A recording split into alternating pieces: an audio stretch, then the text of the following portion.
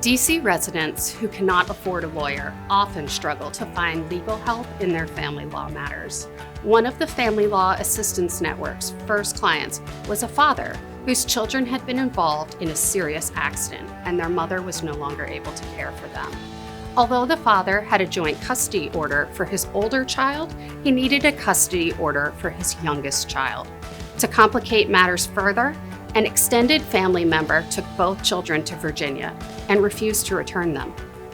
This father was fighting an uphill battle against tremendous odds. As soon as our client called our Family Law Assistance Network, we jumped into action. Our staff attorney, Janadine Nanini, quickly digested the facts and legal considerations. Within 20 minutes, she filed 2 emergency motions for custody, requested a remote emergency hearing, and argued his case before the judge. Our client immediately received a court order granting him emergency custody of both of his children. The first time I spoke with my client, he was very distraught. He was upset, frustrated. I could tell he was very much heartbroken as well and somewhat defeated, honestly, because I think the system had continued to create barriers for him and all he wanted was to get his children back. The most important thing to my client was simple. It was his kids. He wanted his kids in his home and he wanted to keep his family together. In addition to getting his children back, I think he really gained some restored faith that the system can work and it can work with the right advocacy and the right tools. While our client's immediate crisis was resolved, he faced a continuing legal battle. His case involved several jurisdictions and he needed ongoing representation. Through our Advocacy and Justice Clinic, we placed his case with a team of 2 pro bono lawyers from the federal government pro bono program and recruited a leading family law attorney to mentor and support them. I love being a mentor.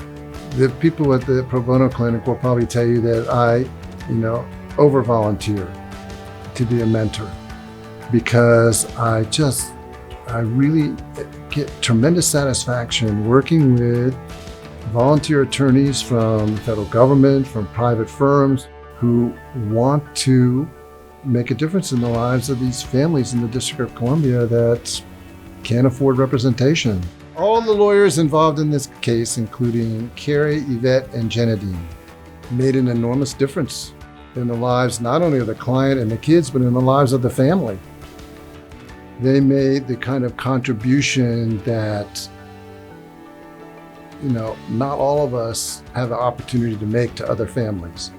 They demonstrated the kind of commitment that you really want volunteer attorneys to have, the kind of persistence, the kind of stick-to-itiveness that you want volunteer attorneys to have when they are working in this area that is so emotional and that has so much meaning for families, to allow them to keep their kids safe, to allow the families to move ahead.